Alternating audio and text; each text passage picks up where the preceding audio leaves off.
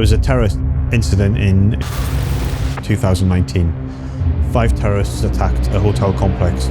I turned up, thought people were dealing with things, could hear gunfire explosions, and then I said, Zach, police in there, special forces. No one's here yet, no one's in there. And there were gunfire explosions, and I was like, okay, I'm going in. I didn't know how many terrorists were there. I knew they had grenades because I could hear them going off. I knew they had automatic weapons because I could hear them going off. Did I feel disadvantaged? Nope. When I crossed that threshold, I felt like it was a heavyweight boxing champion going in against amateurs. What does it take to be in the special forces? You cannot train to become a tier 1 operator. You're born to be in the SAS. And that's the trick of selection, is you've got to be able to do it. You've got to want to do it. And if you don't want it, you're not going to get it. I got shot in the arm in Afghanistan. Pretty nasty injury. My arm was hanging by its tricep. Do I want to potentially get shot again? Right, I do. 2 weeks later, back in Afghanistan, ready to take the fight back to the enemy. People say you're not alone, but you are alone in that struggle. And it's down to you to get better. If therapy and talking to the support unit around you gets you better, then you do that. You just don't give up on yourself.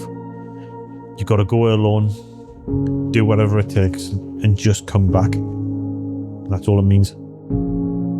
We hear stories of modern day warriors, heroes, and legends, but it's not often you get to sit down with one in real life.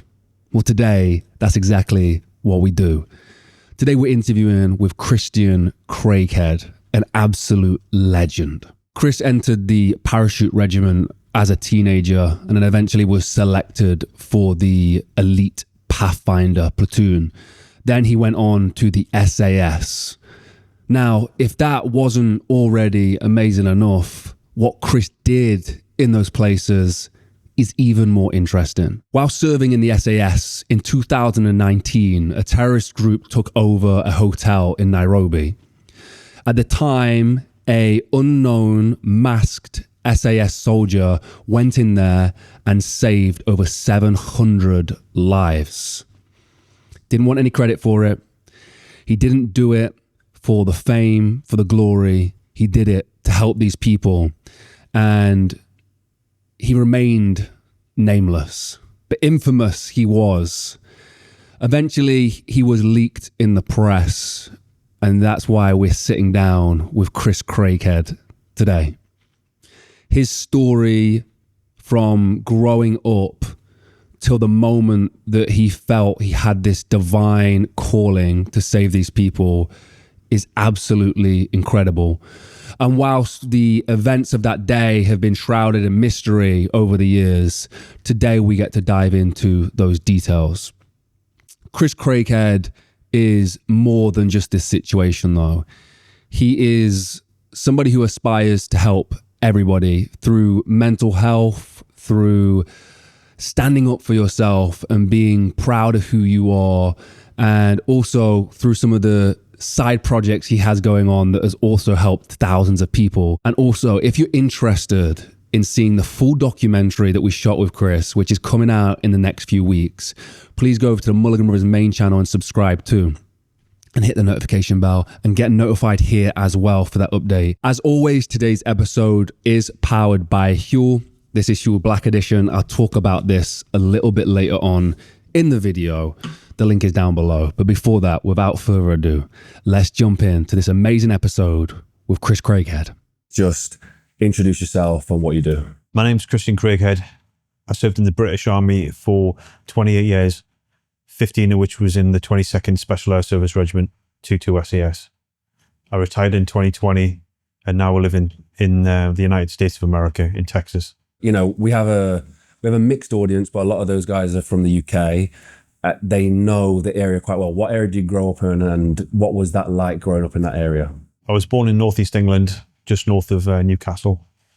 And then I grew up there till I was 16 years old and joined the army in 1992. How would you describe that to somebody, you know, growing up down south or something like that? So the town where I grew up in, it's a nice town, but in 1970s, 1980s, Northern England in a council state, it's kind of, for me, it was a tough childhood. I certainly didn't enjoy it. And all I really wanted to do was grow up and get out as fast as I could, and hence joining the army at 16 years old. Wow, what was the reason for not enjoying it? I just didn't like being a child. There was incidents of being bullied, of just life was, I just didn't like it. I just wanted to be a soldier. I wanted to be a warrior, and I just wanted to get out of that environment, out of that like space as quickly as possible. Is there anything that would sort of capture for people sort of the thing that you'd faced as a child? You know, lots of people have had bad experiences as a child, and there's 3 points. There's three. How would I say it? There's 3 incidents that happened when I was a child that I talk about. There's other incidents that happened that are worse, but they're just for me, and I lock them away, and I don't want they'll never see the light of day. But the growing up in in the street, there was the older kids, and the kids my age lived on one side of the street. Older kids lived on my side of the street, and I used to try and hang around with them. And most of the time they were good. And remember, it's a different time. But there's one time this woods used to back onto the house, and I used to pretty much live in these woods, and they were like the back of my hands. And these boys were doing stuff. Who I knew, these boys who were much older than I was, and I would have been about like 4 years old, somewhere between 4 and 6 years old, and they had an air rifle, and I said, "Hey, what's going on?" kind of thing. And one of them turned and just shot me straight in the leg. But then I had shorts on, and I was howling, and it wasn't so much howling because it was painful, which it was. It was more of the shock of, why are you doing this to me? Like, I thought you were my friend. And then the other guy grabbed it off him. And I thought, oh, well, because he grabbed it, wrenched it out of his hands. And I thought he was going to support it. And then he sneered, cocked it, put a pellet and shot me in the other leg. And it was more the shock of these thinking these were my friends. Very quickly, though, they realized that they, again, try to say that they did it in good faith, like shooting a young kid. But then they realized, you know, this is all right, and tried to. And when I get suntan legs, you can see the marks on my legs. But and then I went home, and again they'd sort of calmed me down and made me feel that it was part of the system. So I didn't really say anything to anyone when I got home, and it was just a thing. But it was more the thing that always stuck in my mind. It wasn't the pain. It wasn't that. It was the shock of, why are you doing this to me? And then the same guys, a few years, if not a few years later, it was all in the same time frame. But it's just that to my memory, it's like 4 to 6 years old. Is similar thing. I didn't just turn up. They were saying, "Come on, we're going to play Batman and Robin." I always meant Batman and Robin, and you're the bad guy, you're the Joker. And I was okay. And they said, "Right, what you got to do is," so they stuffed me into a potato sack, do like a Hessian sack, and then tied the top into it. And I remember like throwing this bag around and kicking it, and they were laughing. Out inside, I was getting beaten, and I was crying at that point. And I was telling this story once to a group of colleagues in the SAS, and they were like, "What the?" And then, "Well, how did you get out of the bag?" And I said, "Oh, I got out of it when they set fire to it." And then I escaped. But then it was all dressed up afterwards as, "Oh, you know, you're a friend, blah, blah, blah." So I didn't really say anything to anyone.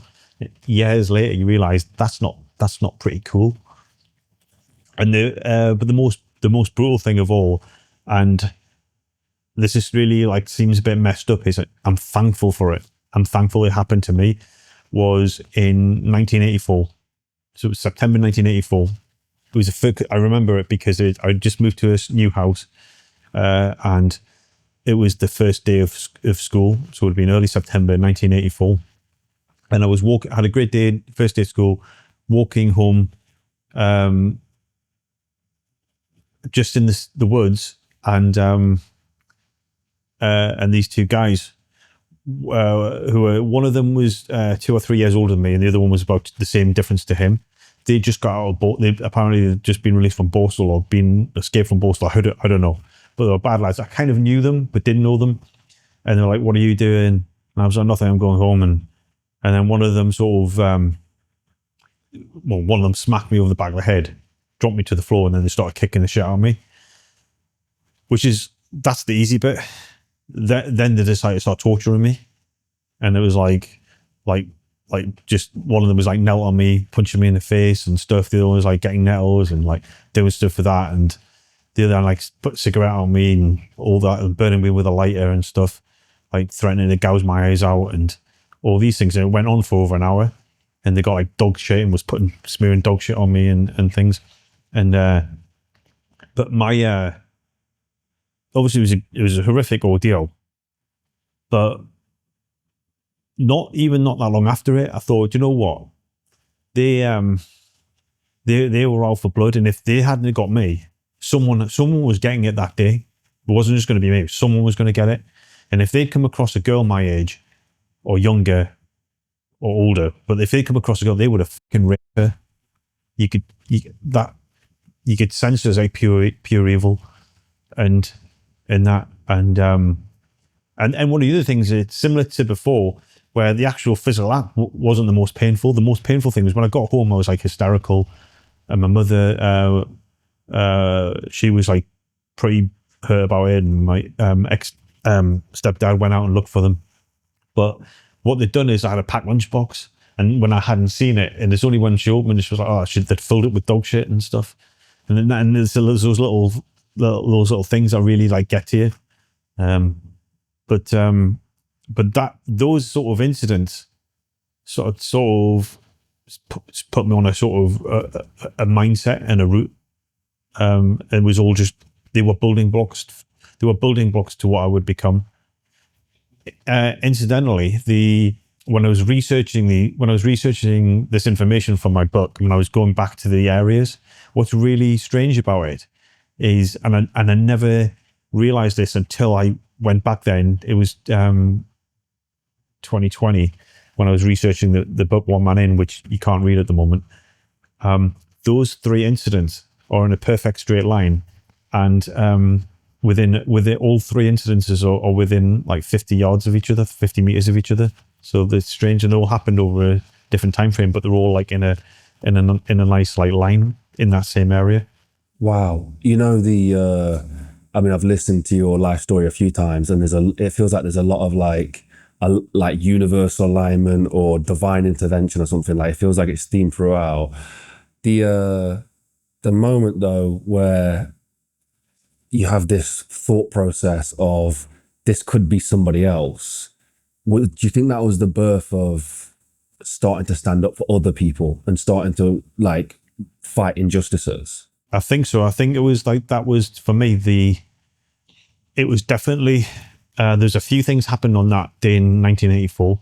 So all the stuff beforehand was kind of, you could say, was making me robust and giving me like robust is probably a better word. It's not a better word, a good word to describe it. That was like the trigger point. That was when, and there was stuff leading up to that when I was living in another area of town, which was definitely development, let's say. But that was the turning point. That was when I changed a lot as a human being then. And that was when you could say the bad side came out of me. That's when I started, like, I was zero, like, if I thought someone was a threat, then I would resort to violence instantly. So even if it was just someone, like something that you would say that didn't deserve you to lash out at them, yeah, I was like, I'm not gonna let that happen to me again. So it put me on that sort of footing. It put me on a war footing, which would last for the rest of my life. Wow. So, do you remember a specific moment where you did the turnaround to the bully, you know, and said no more, like that's it now? I think from that moment on, it was like, I'm not even going to give the bullies a chance. So that's how it came. So I didn't even, at that point, there wasn't a bully. It was if I thought someone was going to bully me, then I'd not be the bully, but I would resort to violence before they did. Remember, it's a different time. This is the 1980s. Up until, say, 2005, you could probably have a fight and no one really cared about it in the UK. So for me, and I didn't think of it. I didn't consciously go, right, this is what I'm going to do. But it became my default animal setting of, if I think someone's a threat, I'm going to deal with it before I'm going to deal with it before I become a victim. So where did the thought process to go into the military come from? Did you see something on TV? Was a family member? Was there a specific moment? I'd always had that calling, always wanted to be in the military. There was definitely things on the movies and TV shows that really like influenced me. The key one, The Wild Geese, starring Richard Burton, Roger Moore, Richard Harris. That was a movie that I saw pretty young, and I was like, yeah, that was seeing that movie, and it might have been other ones, but that was the real, like, that's what I want. But as long as I've always remembered, I've always wanted to be in the military. But that was the more, yeah, I'm going to do that. Which it's an old movie now, but it's set in Africa, and it's like mercenaries in Africa. But when the opening scene, I only watched it a couple of years ago. That I hadn't seen it for years and years. And the opening I thought was quite ironic. Opening is like picture of Africa, and then like the scene, and you're like, all right, funny how life turns out. Wow, yeah. And then as I was getting older, the movies like Commando, that's Arnold Schwarzenegger movie, Rambo, Who Dares Wins, all these like movies where you have the one man gets his gear on, goes and gets the job done. Those movies are just great. And it was like the pattern for most movies from 1980 to into the 1990s of sometimes the anti-hero, some of the guy who didn't want to do it, accidental hero, whatever you want to call it. And he gets the job done. So again, it's strange how life works.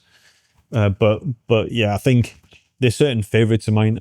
I would argue that of all the movies I've saw Commando more than any movie that I've ever saw in my life. That Rambo, First Blood, a lot of times, but Commando, I think nowhere comes close to that. And I watched it a few years back, but that's definitely influenced me. So then you choose para regiment, like that's something you had your eyes on. Yeah.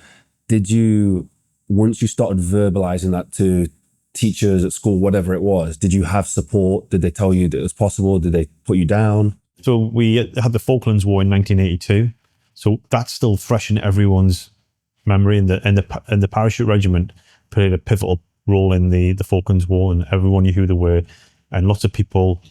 That was the thing. If people were going to lie about being in the military, they say, "Oh, I'm a para. I was in the paras and stuff."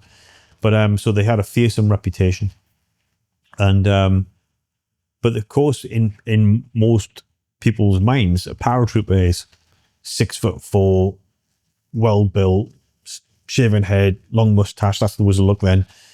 And so people thought these were the monsters, and most of them were. So I'm kind of this scrawny kid in my hometown going, yeah, I'm going to be a paratrooper, and everyone's going, yeah. It's the way things. Most people didn't say that to my face, even family, but they were like, yeah, you're not going to be a paratrooper. And so it was, but to me it was like, yeah, I was laser focused. I'm going to join the parachute regiment. From joining the army, I never wanted to join any other regiment other than the parachute regiment was like, this is what I'm going to join. Like I say, Falklands War was 1982. I'm sort of vocalizing that I want to be in the parachute regiment strongly from about 1986. I'm like parachute regiment, and then by 1988, I pretty much knew most, like all the regimental history and all that kind of stuff. And so you're pretty obsessed. Yeah, and that's what it was. I was obsessed with the parachute regiment. I knew everything. By the time I joined it when I was 16, I knew everything about the parachute regiment. Wow. Okay, so was there a specific story that stood out when you were, in that process of working towards that you were told you're not ever going to do it? Like your reality is X, Y, or Z, or No, but there wasn't any. The biggest critic of them all, or the person who had the biggest doubt about me, was kind of me, but I was also the only person who believed in me as well. So I had this split personality where like one part of me was like, I am going to do that. And then I had the other guy on my shoulder, the other Chris Craighead, saying, nah, you're not going to get in, because of one incident. And I made a monster out of nothing. So the incident was in 1988. The Army cadets. We go to this assault course in Otterburn training camp, and there's a cargo net. So it's like the knotted ropes going over beam down. Not very high. But one thing a lot of people do not know about me is when I was younger, I was absolutely terrified of heights. Like, didn't handle heights well at all, which is kind of strange for someone who wants to be a paratrooper. But I kind of knew that in my mind, but then I showed it to the world in 1988 because they're saying, right, we're going to do. And for some reason, call it a lot of childhood trauma that I've been building up as well, I just burst into tears, which is kind of embarrassing for like a 13-year-old lad. But I was like, because I was just like so terrified, and they're like, don't worry about it, you don't have to do it. And they're like, but it wasn't very high. But that incident haunted me for the rest of my life, because all the people who were around me would have been kind of sneering behind my back and stuff, going, he wants to be a paratrooper and he can't even climb that cargo net. And like the following 6 months later, I saw the cargo net again, and I thought, it's not even that high. And I did it. But that wasn't good enough for anyone else. Everyone would always bring that up and say, do you remember he can't climb the cargo net? And then I made this, like the monster that I made in my mind was this, I don't know if I'll be able to get through what in parachute regiment training is called the trainasium, which is an aerial assault course. It's like sort of bars and ropes and jumps elevated. So I can't remember the heights now, 30, 50 feet plus. No safety nets. There are now, but back in the day there wasn't any. And I was, and it's super important course, because what it does is it shows the training staff that you can handle heights and react to orders instantly in a high stress environment. And that's key, because if you're stood at the door of an aircraft and the green light comes on and you get the signal to go, you've got to go. And if you're 3, 4, 5, you cannot hesitate. You've got to get out that door. So it's important that we find out who can handle that sort of pressure early on. And that's what this assault course, this confidence course, it's called the trainasium, is set up for. So in my mind, I was thinking, how the hell am I going to pass this trainasium? How am I going to do it? And that's what everyone even openly said to me, goes, you'll never pass it. You'll never be able to do the trainasium. And I was thinking, and I wasn't kind of like arguing. I said, I was extremely fit. So I'd be saying to people, I can get through P Company, which is like the main test to get into the parachute regiment. The only thing that's going to trip me up is the trainasium. I kept on saying that. I was openly saying that, because as long as I can get through the trainasium, I'll be all right. I think I can do it. And everyone's like, And then eventually when I joined the army, what I didn't realize, I thought you only did the trainasium on P Company, but you do this trainasium pretty much quite soon in the start of your parachute regiment training, or you used to. So it was only a few weeks into training that I had to face this monster.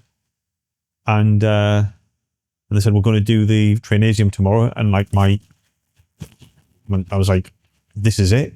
This monster has been lurking in my mind since 1988. Every time I talked about parachute regiment training, that was always stood there in the corner staring at me, kind of thing. This ogre, this monster that I'd created. And then it was time to face it. And then so we're in Purbright, so we got the bus to Browning Barracks in Aldershot, and then the trainasium's there, and I look at it, and I'm just like, there's not one shred of me that was scared. Not one. I was just looking and went, is that it? And did it without any problems whatsoever. Not only did I do it, but I kind of enjoyed it. And that night, even at a young age, I was kind of like philosophizing about it, going like what I did just do. I just created this. I created something that didn't need to be created. Something that actually kept me awake in some nights as a youngster, thinking, how am I going to get through this? And it was all made by me. Do you think it was down to the fact that you built it up or something? Or yeah, do you think... I'd made it something it wasn't. Yeah. And it's like, you know what? I'm going to try to fine line, but fear, that's what fear is a made up, is you make your own fear. You make it, someone's scared of spiders. Oh, I'm terrified of spiders, but if you go and crush one with your fingers, you could if you had to. Just like if I'm scared to have a fight, but if someone's trying to hurt your children, that fear somehow with a lot of people will disappear. So fear to me is completely self-generated and can be defeated and can be beaten. Sometimes when it's because it's necessary and you have no option.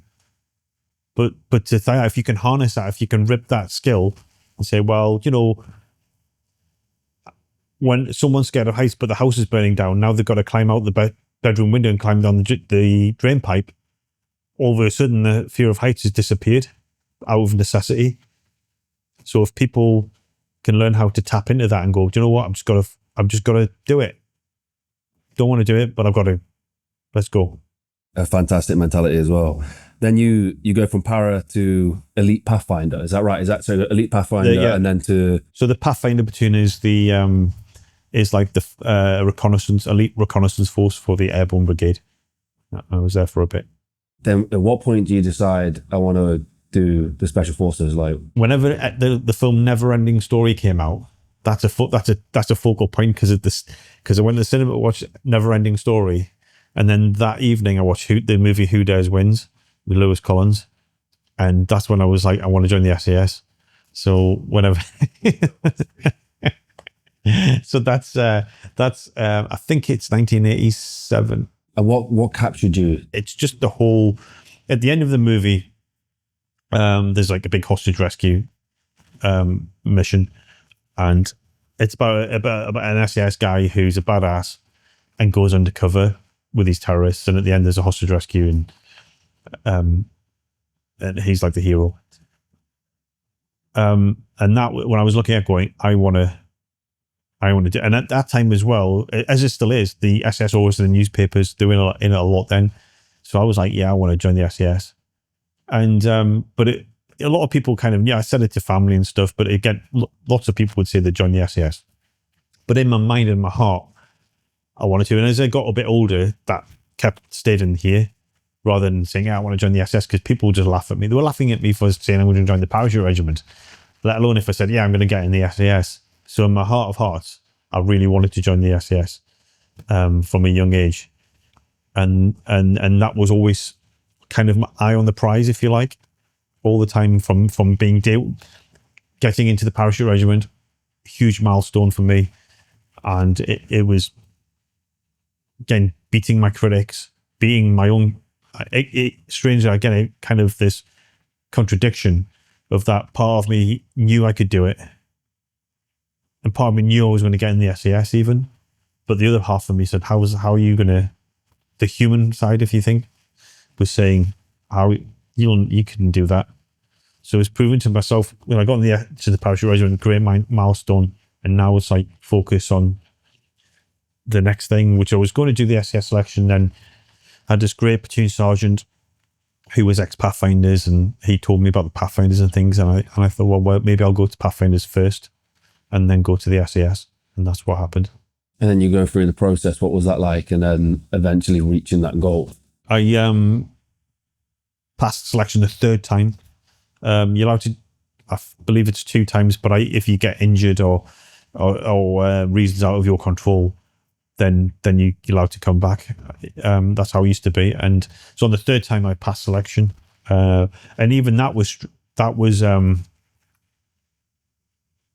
like a lucky escape, because after the first Gulf War in 2003, I'd saw action for the first time, and kind of lots of people were leaving the military to earn a lot of money on the security circuit, and I saw that opportunity, and I signed the paperwork to get out of the military. So I had like 10 to 12 months to get out. But in that time, I did a parachute exercise, and on that exercise, there was a guy from a friend of mine from the parachute regiment who was on my first selection, who passed, and he didn't know anyone. So me and him were hanging around together. And it was just, and he was saying, what are you up to? Are you going to go back on selection? I was like, nah, I'm going to get out and earn loads of money. And he's like, mate, you have to give it one more go. You have to give it another chance. And I was like, and he was telling me some of the things he was up to, and I was like, that does sound really good.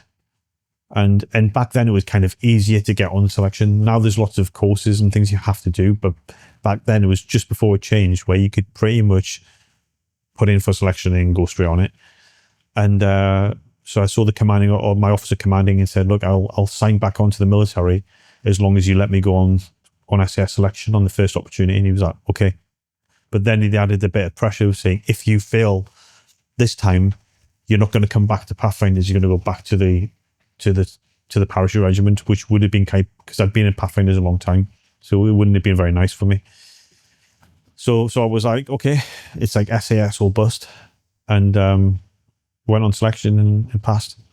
And when I, even now when I passed, it was such a good feeling to get into the SAS.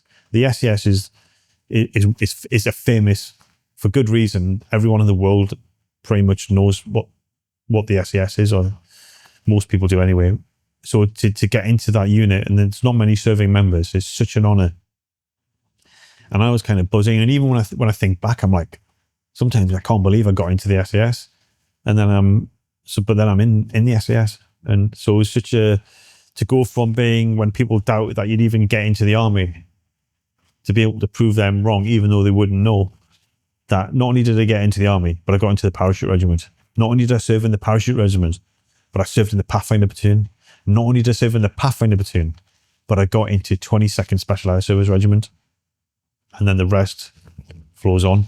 I was going to say, and then you become quite prolific in that space. I don't know if you've heard of this 1% of the 1%, but it's like the elite of the elite, which is just incredible. And we'll talk more to that.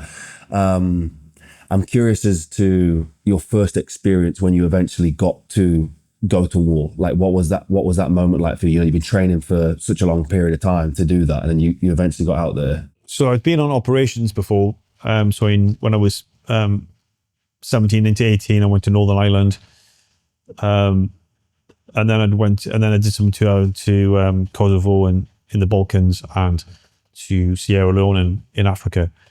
But the first real, and I'm going to use, people might get a bit upset with it, but real combat experience was in Iraq. And I was actually a patrol commander in Pathfinders. And again, it's a high point in my career. So what I'm talking about high point in my career, I'm talking about killing someone. And without sounding like a psychopath or any sort of anything else, there's more to it. So rather than just saying, hell yeah, I'm so proud that I killed someone, it kind of sounds kind of bad and crass or whatever, but there's a lot to it. And the main thing is, it's something I've been training for all my life. Back in those days, it was a rarity, and having to have real combat experience. So it was always the question, you do this parachute regiment training and stuff, where the parachute regiment, any sort of military guy, the question was, do you think you'll be able to kill a man, or would you kill a man, or could you? And some people, well, you don't know until you do it. So it was always these things that it used to get talked about quite a lot back in the olden days. And but nevertheless, even as an army cadet, you're doing section attacks, you're doing these things, so you're shooting at targets. It's all about the final act, which it might not sound nice to people. I could have said combat, I could have said shooting, but it's killing someone. And you do all this training, and everyone talks about it and do it, and then when it comes to you, it's like, all right. So it was all. So that was that's in 2003. So I've been in the army over 10 years at this point. So it's a long time from joining to actually seeing real action, being shot at and things like that before, but real close quarter combat was that day, and I felt good about it. It was really aggressive, fast moment. I ended up shooting 5 people at a range, same distance, kind of what you are to me now, which is just about 2 meters away, 2-3 meters away. And it was high pace, high octane sort of action that lasted seconds. But there was 2 guys left and right of me who also did the same thing, who did similar things, just in their own different ways. One with grenades and one with an automatic rifle, a support weapon. And it was good that not only did I produce the goods, that my good friends left and right of me produced the goods, and you could argue I saved their lives and they saved my life, because we all worked it as one. There's like these three highly trained individuals working as one organism to defeat a common enemy. So when that was when that finished, went back to the headquarters, did like a report and things, and spoke to some people, did Holy Communion, and then I went to sleep that night. And like when I went to sleep in the sleeping bag, I felt like a kid who'd been given the best Christmas present ever. I felt satisfied that I'd done the right thing and performed when I needed to and lived to tell a story. I appreciate you for talking about it so openly as well, because I think we have a tendency to glamorize and sugarcoat stuff, but that's what you guys are there for. Like, is to fight evil is the whole point of it. So after that, did that unlock anything? Knowing that no, not at all. Just no. It was just like, yeah, that's it. It was like, yeah. No, there's nothing. No, nothing else. It was just like, yeah, good job. Let's on to the next. Today's episode, as always, was powered by HUEL. More specifically, HUEL Black Edition. Guys, I achieved the world record recently. I told you guys I was going to do it, and I did. 28 miles with 100 kilos, 220 pounds on my back, making it the world's heaviest marathon.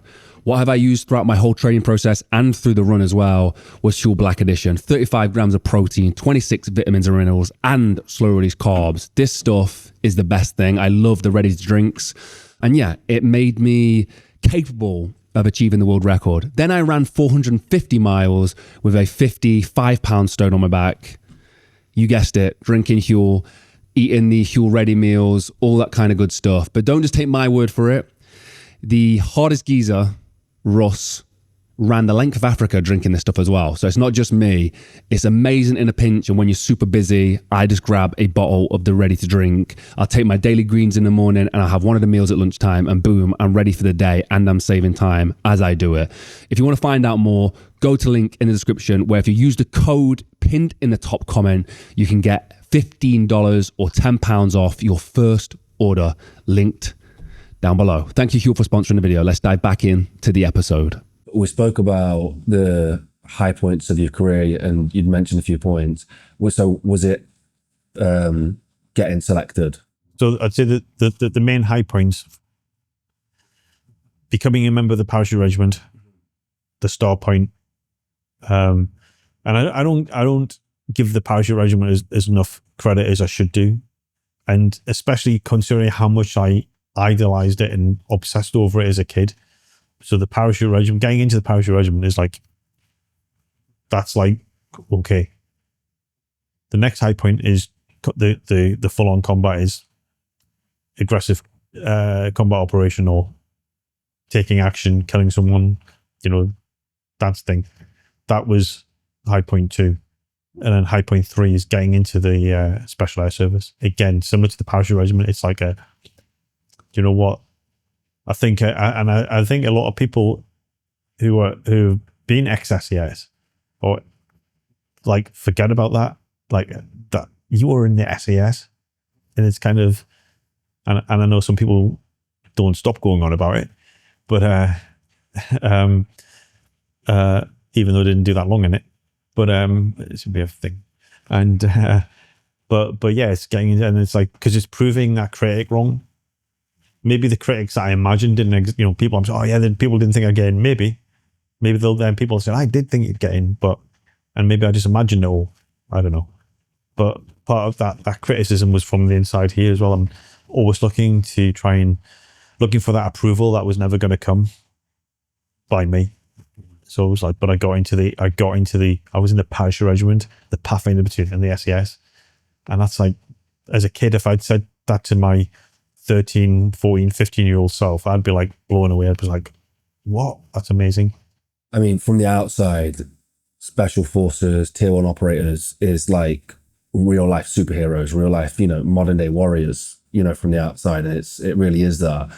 And I'm curious as to what does it take to be in the special forces? So when I'm going to say special forces, we'll just say SAS, SBS. Yeah. And tier 1 US units. Because special forces now is just a huge organism.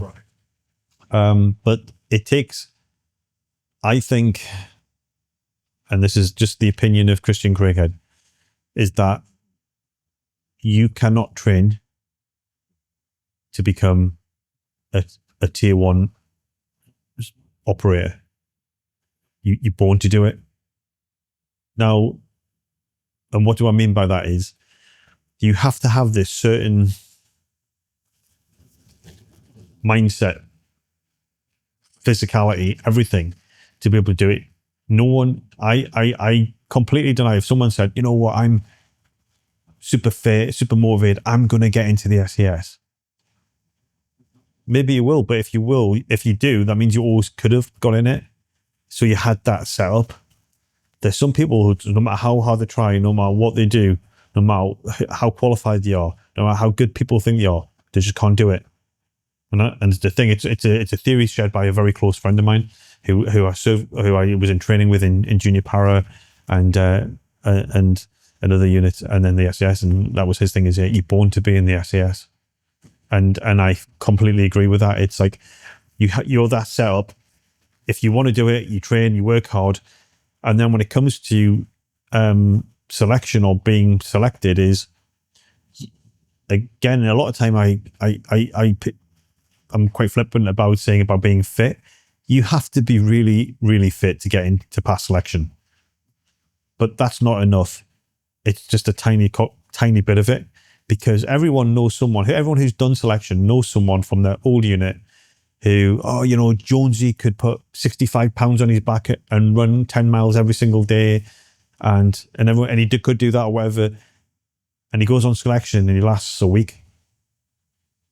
Can't do it. And all these, or people get further on it. And everyone's the people, there's lots of people go, oh, he would definitely get in the SAS. And there's other people who think, oh, I don't know how he's going to pass. And they pass. But there's all these little hidden talents. There's the closet weirdos, or the closet ones who are running 10 miles at weekends when everyone's going, oh, what do you do? Oh, I didn't do anything. But really they're nerding out over military stuff, or they're going running and stuff, and hiking. And so there's that X factor, but you got to be really fit, but you also got to be really robust, not just physically, but mentally robust. Because that's the other thing. It's just like the daunting thought of what's ahead of you, which people want to, circling back to what I said earlier, create these monsters that don't exist, and the monster eats them all up. And then when they face it, they either defeat it or, say, go home. So that's, and so that might be it. Yeah, you're born to do it, and we could they should do some studies. I wanted to do one, but I thought about it about a week before I got out. It was too late to do like a study on, types of people in the SAS and SBS. But you got to be fit, motivated, robust, and being able to follow instructions and to assimilate information quickly. Because if we could have our way, selection would be like 2 or 3 years, so you could get all this information, but it's compressed into 6 months. So if you can't pick something up quickly, you're out there. If you was to take like an absolute physical phenom, like somebody, once in a blue moon kind of guy, the fittest of the fit, and he wasn't to make it, and I know this probably happens all the time. Yeah. What would be the biggest thing that was missing from the package that he had to make it into He didn't really want it. He was probably, people like that, one of the things that they're in love with the idea of being in the SAS, if that makes sense. Yeah, So completely. they just get want, that, they want to be in the SAS. They want to be able to tell all their family, friends, swag around, I'm SAS. They don't really want to pay the price for it. Yeah. And then people don't realize what the price is, and then they turn up and go, yeah, no thanks. It's like when, like, there's guys who could physically easy. It all comes down to if you had to do it, and you don't have to do it, and that's what makes selection hard. Is that you don't have to do it. So when you put a rucksack on your back and you get given a location where you're going to go, and you look and you see, if you can see, because the mist might be in, but if you can see it, it might be even worse. You see the distance of where you're going to, you can see that big hill over there. Yeah. You'll go into the one over that mountain, I should say. See that mountain in the distance? Yeah. Well, you'll go into the one on the other side of that where you can't see. Off you pop. And that's what freak people out. And then they go, it's not that. And if they had to, if you had held a gun to the head and say, if you don't walk there now in 4 kilometers an hour, I'm going to kill your family. I bet they'd be able to do it. It's untapping that resource. But you've got to be, and that's the trick of selection, is you've got to be able to do it. You've got to want to do it. And if you don't want it, you're not going to get it.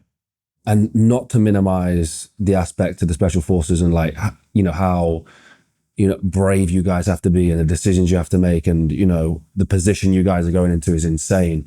But that lesson's applicable to everything, like to success in life in general. Like so many people, they're so invested in the idea of success, driving the flash car, being wealthy, all that kind of stuff. But the journey is just something they're not willing to take at all. Everything has a price. That's the thing, is if you want to be, and that's the trouble what we have now is like, oh, I'm going to start a YouTube channel. And then they're crying because in 3 weeks they're not making 100,000 quid a month. And you're like, yeah, it's a lot of hard work, a lot of failures, a lot of test and adjust. And then maybe in 10 years time, you might be making that much money.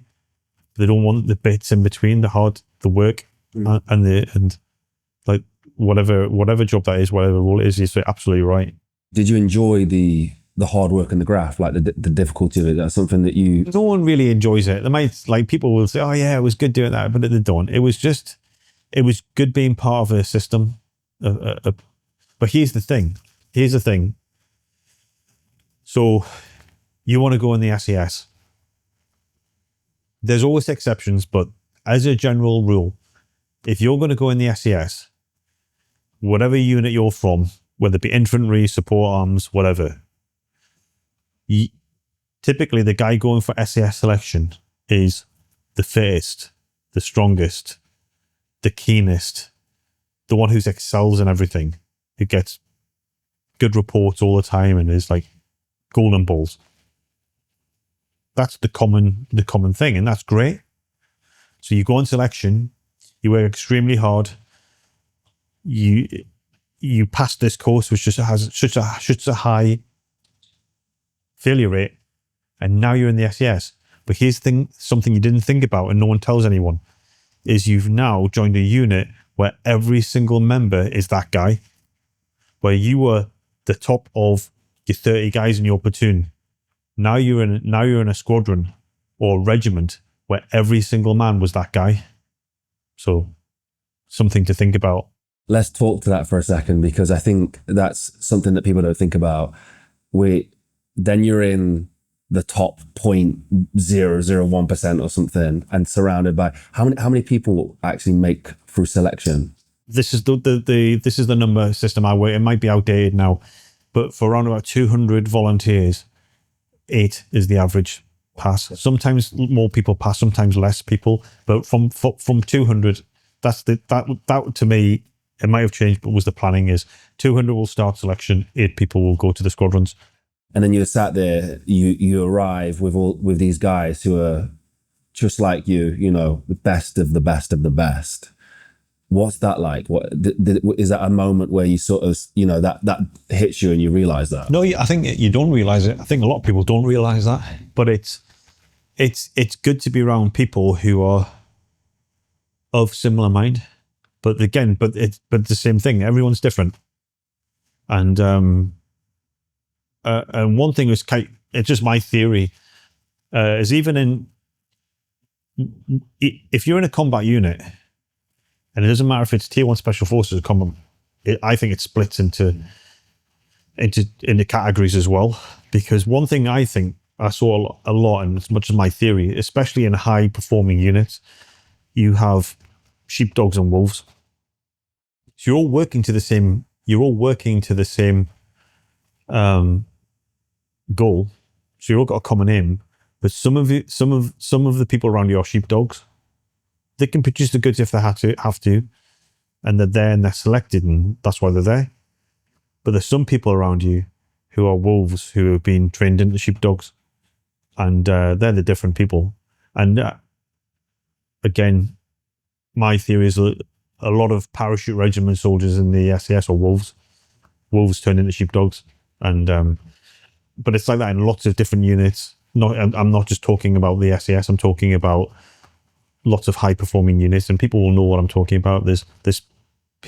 Some people are different, and it falls into to make it really. I'm trying to make it as simple and as easy to explain as possible. It's just like there's people who are sheepdogs, and there's people who are wolves.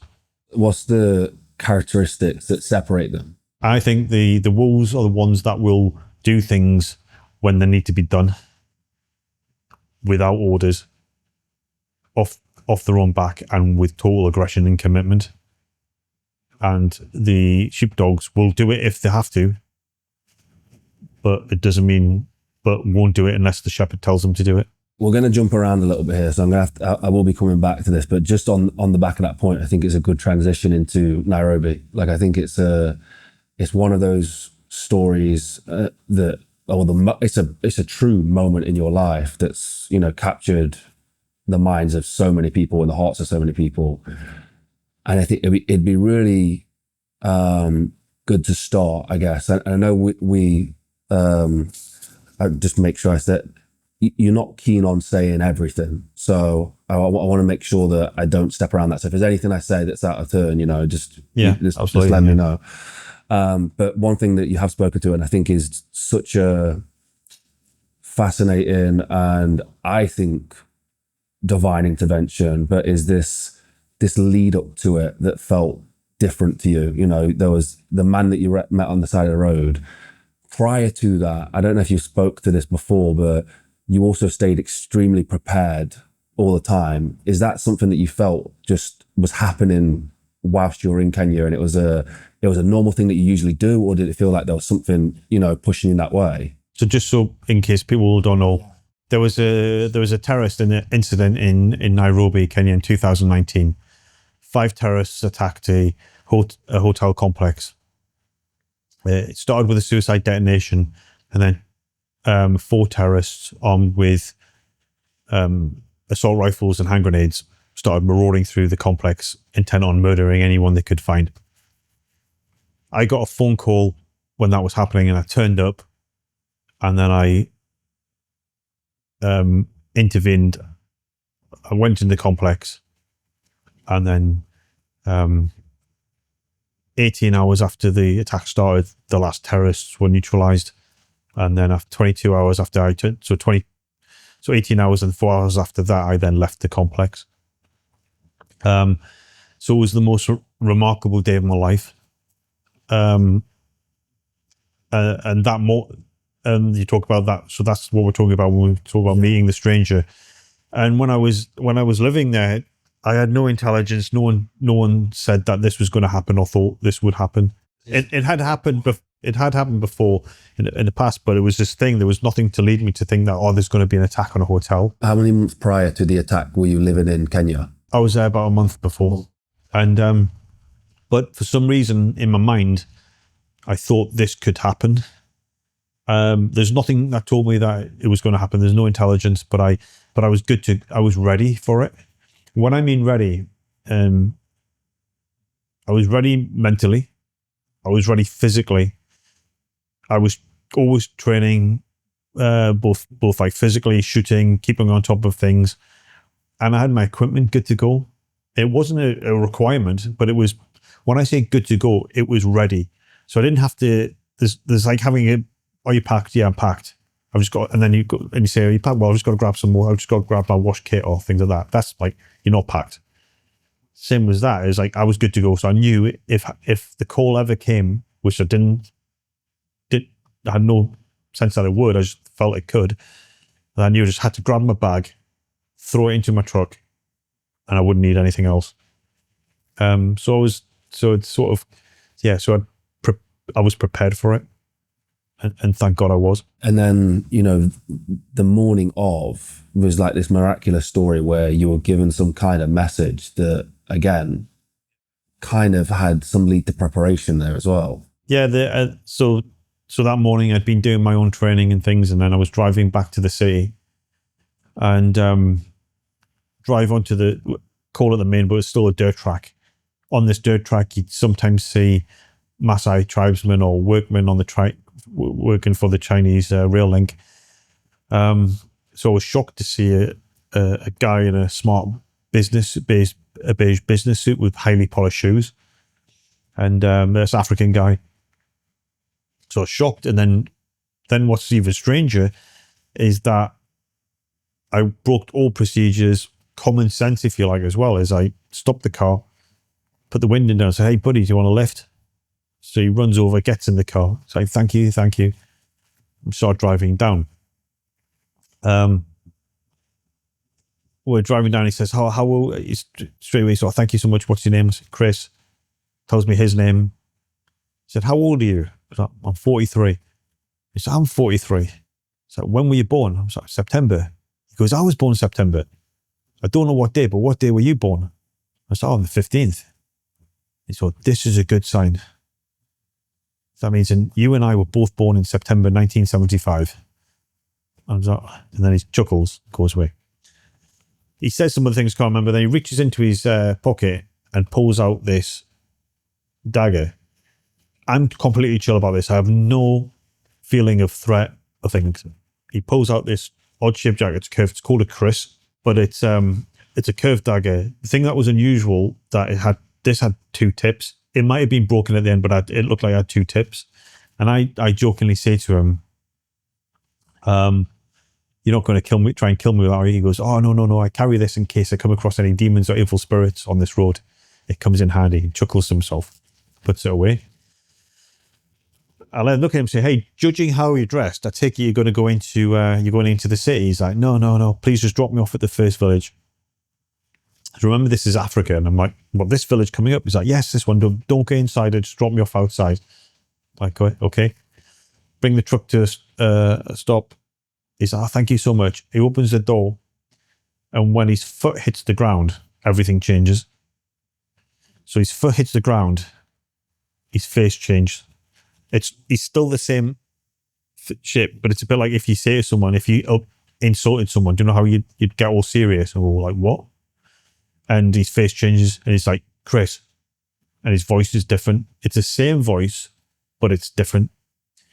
The description I use is it's quiet, but loud, and it's everywhere. It's not coming from the direction of his mouth. It's coming from everywhere around me, and I can feel it in my heart vibrate. Everyone's like, Chris, may God bless you many times this day. And then like that, snaps out of it. Oh, thank you. And closes the door, and then he runs off. And I thought that's a bit strange. But some 30 hours later, after the most remarkable day of my life, that came to mean something. And even before I'd even left the complex, I was walking out towards my pickup to get back in it, and I could hear his words. And I was like, in my heart, I was like, yeah.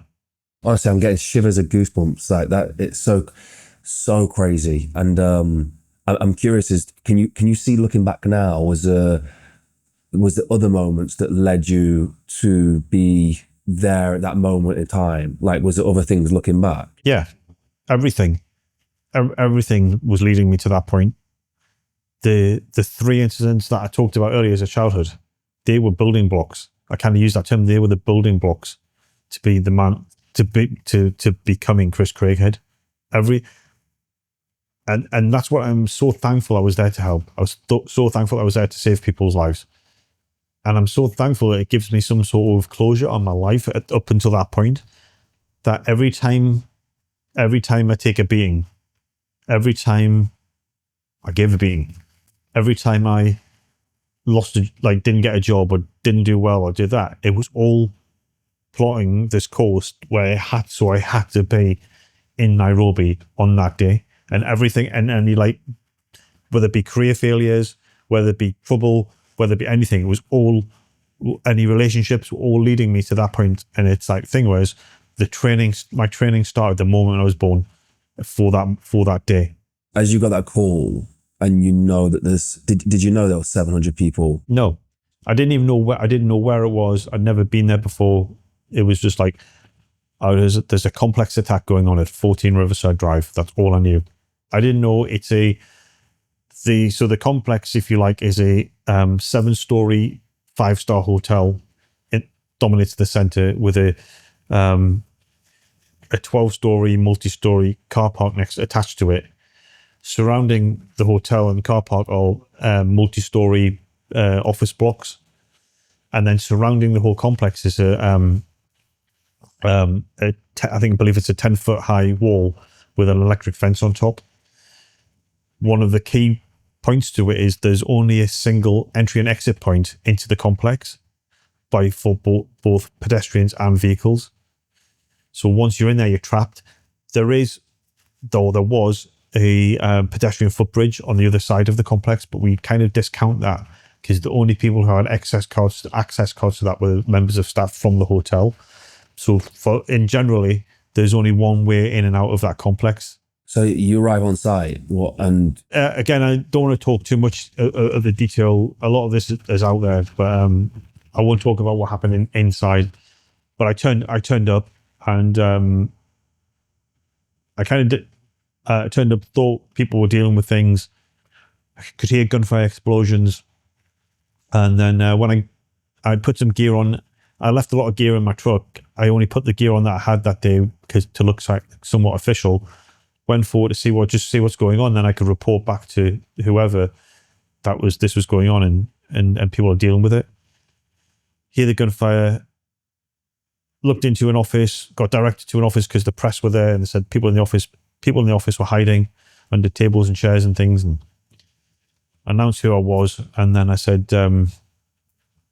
Is that Kenyan police in there, Kenyan Special Forces? No one's here yet, no one's in there.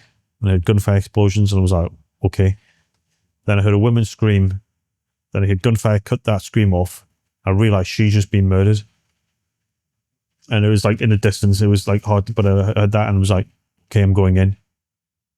And then I went in by myself at that point. And then the rest is history.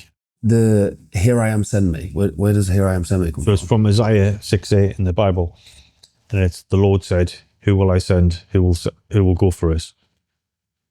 And I said, "Here I am, send me." And it was kind of framed almost straight after. I mean, on my car keys, on the keys that I had on me through that attack, I've got a keyring that said that on there that I still carry today. And it was on my keys that day, that thing. So, but it's like a natural, who will go for us? So I am here, send me. Or here I am, send me. Depending on which Bible you word it differently, but that's the concept. Who's going to go? I'm here, send me. I told you guys that I was doing the world's heaviest marathon, and I achieved it. It was 28 miles with 100 kilos on my back, 220 pounds.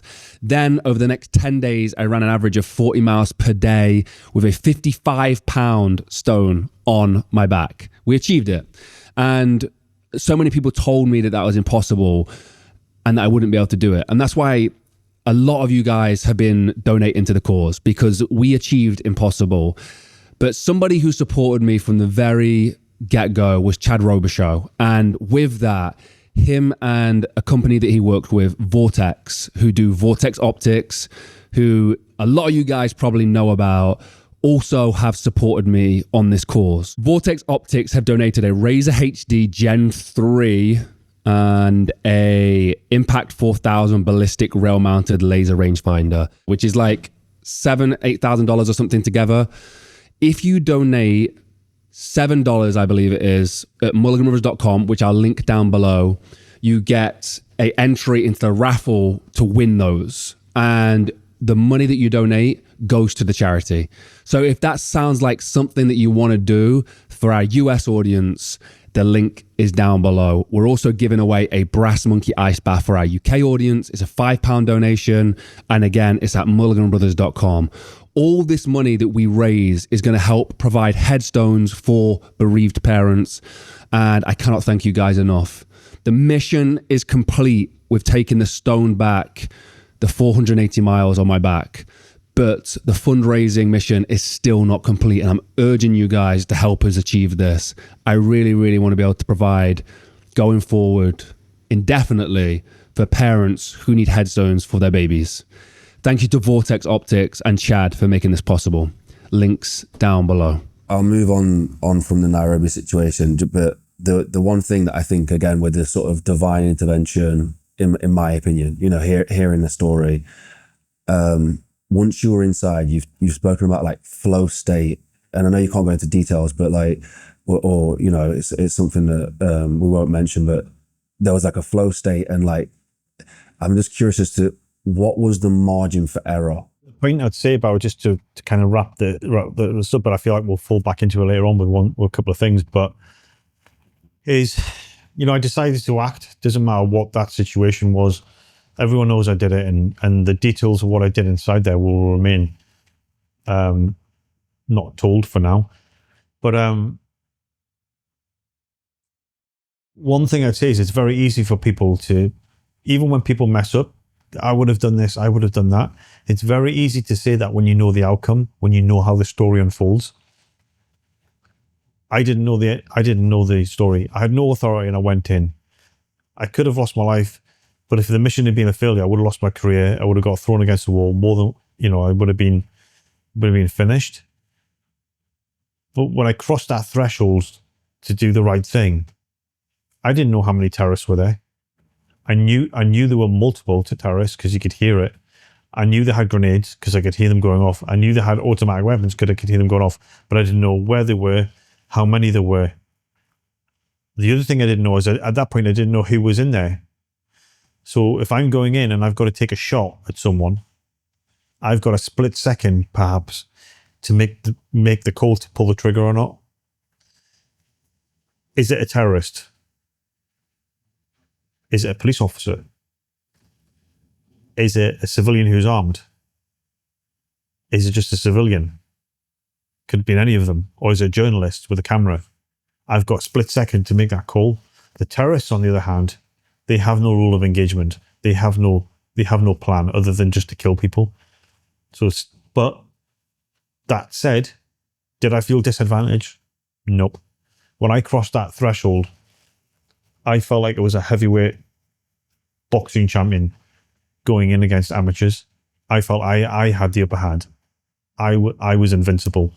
I was there. I had God on my side, and I was doing the right thing, and nothing can touch me. I am here. That's wild. And you know, with looking back, when you talk about perspective of, and we'll go into this later, but perspective of you trained your whole life for this. Everything about your whole life was for this moment. It makes sense why you had that confidence unconsciously. Like you would just have that understanding that you were the guy. It's so wild. But there was something I think that was really interesting to me. You know, you've battled with loads of different obstacles and friction in terms of what you've done. You've suffered an injury before while serving, and there's a great story about the you could have sat back. You know, you could have, and again, it leads up to this story again. Like if you had sat back, then there would have been nobody there to have saved those 700 people. But I'm just curious as to that story and that moment again. So I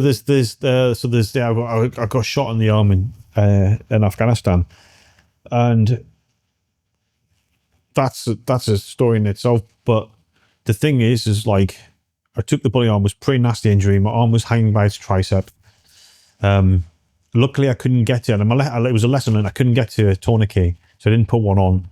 An officer later on, or not long after I got shot, when I was put into his vehicle, said, "Oh, should I put a tourniquet on there?" And I was like, "No, don't. If I needed it, I would have bled out by now." And then eventually the doctor at the at the patrol base. She sorted me out. She did a brilliant job. And then they got me airlifted. They did like surgery on it to investigative surgery. And when I came out, the doctor or the surgeon was there, and he said, good job you didn't put a tourniquet on, because if you'd put a tourniquet on, you definitely would have lost your arm. We can't make the decision whether to amputate your arm or not.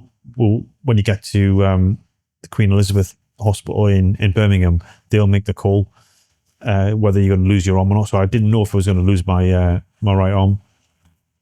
And then got there, and then they did the surgery again. Bit of luck, came in again, and was discharged from hospital. And then it was 9 months of recovery. And this is the thing. What I've said is like, yeah, it was, getting shot's one thing, and it's pretty nasty, especially if it goes through a bone. It's kind of horrific, but it's a good, like I've said it before, it's a good feeling. It's like if you're like one of these people who want to get amongst it, kind of getting shot and surviving and not having any permanent disability is kind of like a cool thing. It's like, oh, I've been shot. It's like getting the SAS. Like, I've been shot. I've actually been shot. And so it's kind of cool, but not cool at the same time. And then, but again, get shot, hurts like hell, pretty angry about it. And do I want to potentially get shot again? Do I want to like step into the line of fire? Right, I do. Even more so. So get this arm fixed. 9 months later, I got signed off. On the Friday or whatever day it was. Yeah, you're now fit. 2 weeks later, back in Afghanistan, ready to take the fight back to the enemy. And one of the things that's interesting to see is when I was in the Queen Elizabeth and some guys who were really badly injured, the common thing with the British soldier that I saw, British soldiers there who lost both, much worse condition, they lost both the legs and an arm, triple amputee, what's the first thing they say when you talk to them? I just want to get back out there. I just want to get back into the fight. Some people clearly don't. And I think, and I've heard some sort of theories that if you get injured, that your brain releases some sort of hormone that actually fixes that issue. So makes you want to go back in it, because it's the most common thing I've heard with anyone who's been badly injured, especially amputees. The common thing they say is, I just want to get back into the fight. Wow. You spoke actually about that before, about and it's tough for me to say because, I'm not involved in that world at all, but I think you see it with other people who suffer traumatic incidents, as sometimes that thing that happened to you is the reason that you become ex-officer or this or that. And like, it will actually lead you to probably your greatest calling, which is a tough conversation to have, but you've had that conversation with multiple people who have suffered quite severe injuries, right? Yeah. I think, yeah, it's the thing that for some people, it's the best thing that happened to them. For others, it completely destroys their life. And it's too hard to humanize these things, and life gives and takes. And sometimes what might seem like a curse is a gift. And then other times what seems like a gift is a curse. And it's hard to work that out. And sometimes we're fortunate to get given things in life to then be able to reflect on it and work it out. But most of us live our lives without realizing what was the gift and what was the curse. Do you think that's a mentality thing? Like to understand that there's a gift versus a curse? No. I think some people might think about it, and other people just live their life without life's life, and we live and then we die, and everything that happens in between is life. What built your mindset? I do think a lot of whatever that mindset is, if it's like the hero mindset or the give no shits or don't tolerate bullies, all these things, or there's a natural foundation that you're born with, and then things are built around it. Like we're saying, the training starts from when you're born, and events will then shape it. And I think that like if you want to call it a warrior mindset, is you could argue that everyone's born with it and it's just repressed. And then events in life will shape, whether it be your parents or events that you suffer in life or deal with, whether it be good events or bad events, shape how this warrior inside you grows. And then some people are like, it comes out naturally, it's meant to be out there. And other people's, it takes some things.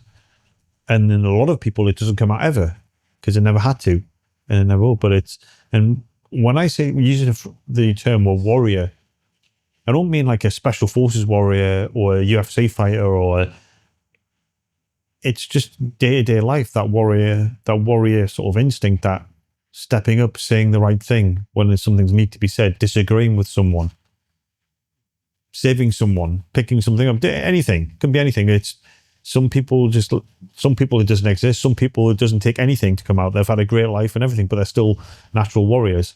And other people then make a conscious effort to try and enhance that and rip that out of themselves.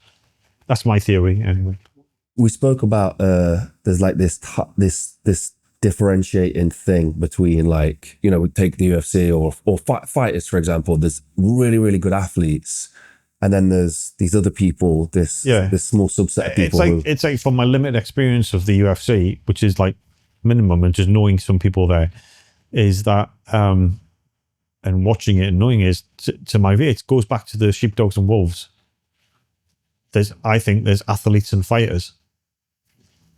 And it's like the difference is, you know, when there's probably people who are athletes and they'll fight in the octagon and wouldn't dare fight outside it. And there's others who will have a fight no matter what, because that's what they live for and that's what drives them. And so it's that I think it would, like I said earlier, it exists in every occupation, every sport, everything is different types of people. And it normally, to make it very basic, there's the two things.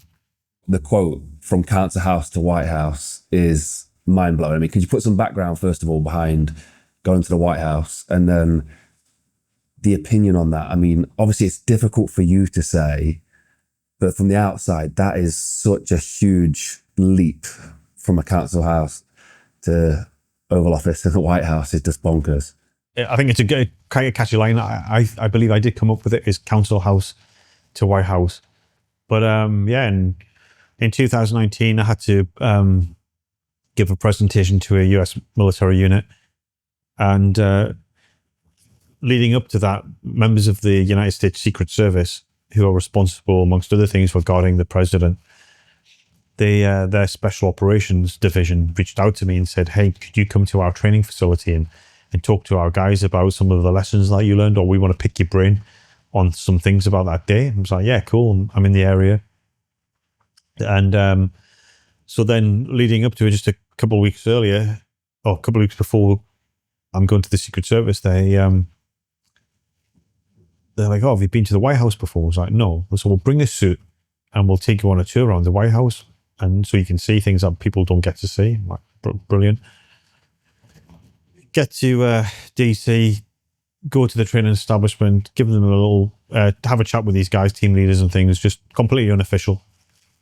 And then get into my suit and we're driving to the White House. And then again, it's just a guided tour. This is what it's supposed to be. So I haven't told anyone I'm going to the White, because it's just a tour of the White House. Inside the White House, there's super connected personality within the West Wing who's got her fingers in all the pies, knows everyone. She's saying to people who like, hey, just so you know, that guy who did that thing in Kenya is coming to the White House. So word spreads, and then leading into, just as I haven't got my mobile phone on me at this point, the Secret Service, they get a phone call and they say, oh, the Vice President would like to meet Christian, and so they say, oh, you're going to go and see the Vice President. Like, okay, so we'll go in, meet the Vice President, have a chat with him, really engaging, which was Mike Pence. And then we go off on the rest of the tour. The Vice President then speaks to the National Security Advisor, says, oh, I've just spoke to this guy, interesting fellow. Secret Service phone goes off. Yeah, the National Security Advisor wants to meet Christian Craighead. So then take us to his office and speak with him for a good half an hour, 45 minutes. Really good chat. And then he asked me, he goes, oh, have you met he says POTUS, which is the President of the United States, and President Trump. Have you met him yet? Because I know he wants to talk to you. I know he'd love to talk to you. And he's like, and I haven't met him yet. So then we go out of that office, down in the corridor. It's all fast moving. And then get put in this room. They go into a smaller office. I didn't know at this point that this room is the Oval Office. So I've got like this honor of probably being one of the only people in the world who's been in the Oval Office who didn't know it was the Oval Office. It's a lot smaller than it was in the movies, in my opinion. And then I get them talking, and then they open the door and say, "Oh, come in." And then there is President Donald J. Trump. Puts his hand out, and the first thing he says to me is, "Thank you for saving American lives." And why this is important is that, firstly, it's me, the guy who was born to a single mother, grew up in a council estate, scrawny kid, didn't apply himself well at school until when he did apply himself, it was too late. Joined the army that everyone thought he wouldn't get in. Joined the parachute regiment, which people didn't think he'd get in. Joined the Pathfinder platoon. Got into the SAS. And now I'm shaking hands with the President of the United States of America in his office. And that's where it comes around to. You could say that all the lessons that I learned on the streets of that council estate took me from the council house to the White House. And but what's important with the president's saying thank you for saving American lives, it's something to think about, whether you don't like Donald Trump or not. And this is fact. This is not me. I'm not trying to sell him to you. If you're watching this now going, I don't like Donald Trump, I'm not trying to sell him this. I'm just telling you the fact. In fact, remember, there was nothing in it for him. No one knew I was there. There was no press there. The British government definitely didn't know I was there. No one knew I was there. Yet the President of the United States, took time out of his day to say thank you. That says quite a lot about the character of a person, despite what the media may paint him as. That says a lot about his character. British Prime Minister never did that. No British politician ever put their hands out and said, thank you for saving British lives. But the President Trump took time out of his day to say thank you. Something to think about.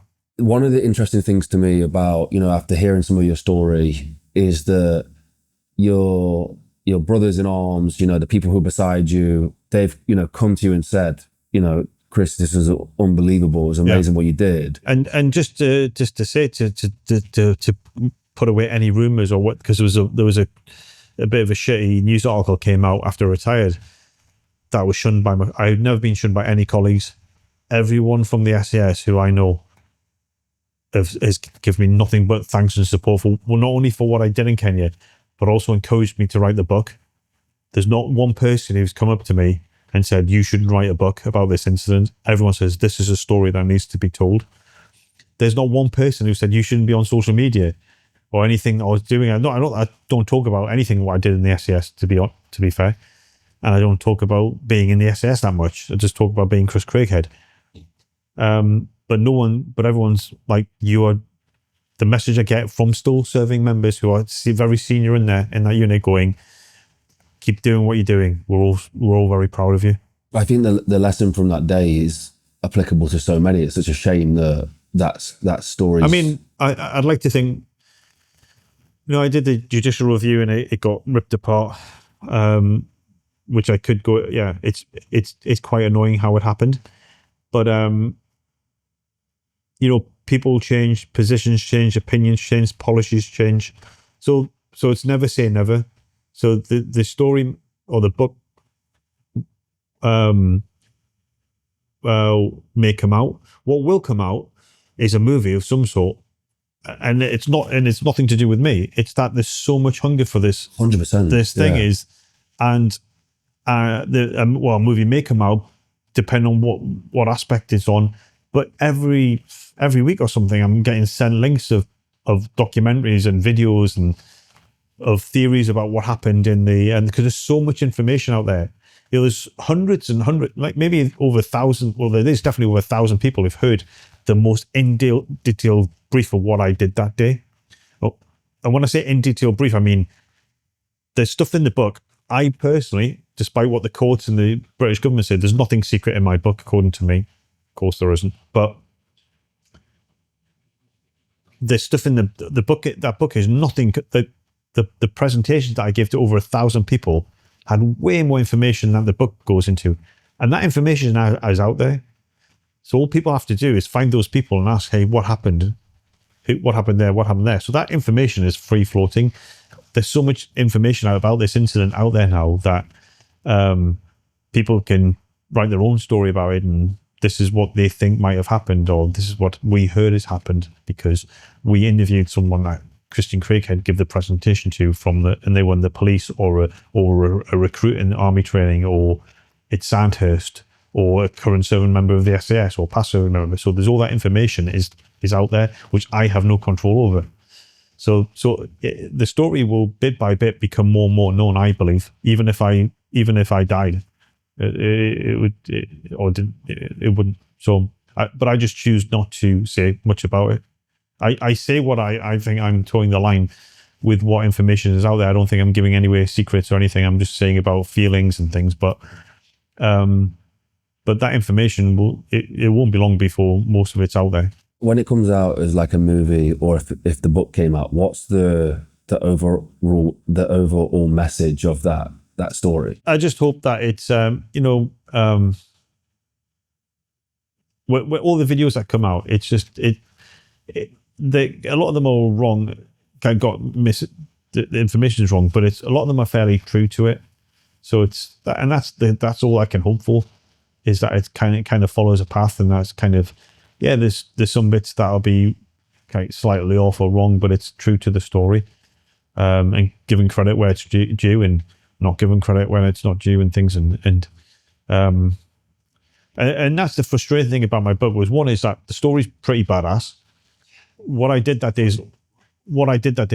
in reality is a lot more badass and brutal than what people think happened. But the other thing is, it's a good story. My book in particular, that you can't read, it doesn't throw any shit at anyone, doesn't criticize anyone. It throws a little bit of criticism towards one particular group of people, and it's not who you think it is, but it's not even strong criticism. It's just like a uttering, but it praises everyone who I work with. Because that's what I wanted to be when I write. I wanted it to be a good story. I don't need to criticize anyone to make my story a great story. It's a great story. So I was like, hey, I'm not gonna be that man who slags people off. Who I don't even say a bad word about my government or anything or anyone who could get some shit thrown at them. It's a positive story, and that's what all I can hope for, is that that it comes out, and so people can hear this story. And what I hope one day is someone reads the book and go, why did they try and...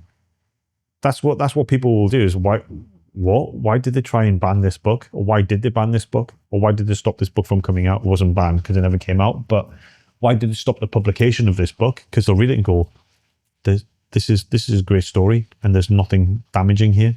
I personally look forward to it. That's my opinion, not the British government or the courts of justice. I personally look forward to the day, and fingers crossed, that day comes. And I'm a big film guy as well, so in terms of a movie, if that came out, it'd be fantastic. And I think there's a deeper message there. There is a deeper message of standing up to injustice and bravery, and being that one person who can do that and take that charge. It's incredible. I think I don't want to dive back into what happened. I think you've had so many questions about it.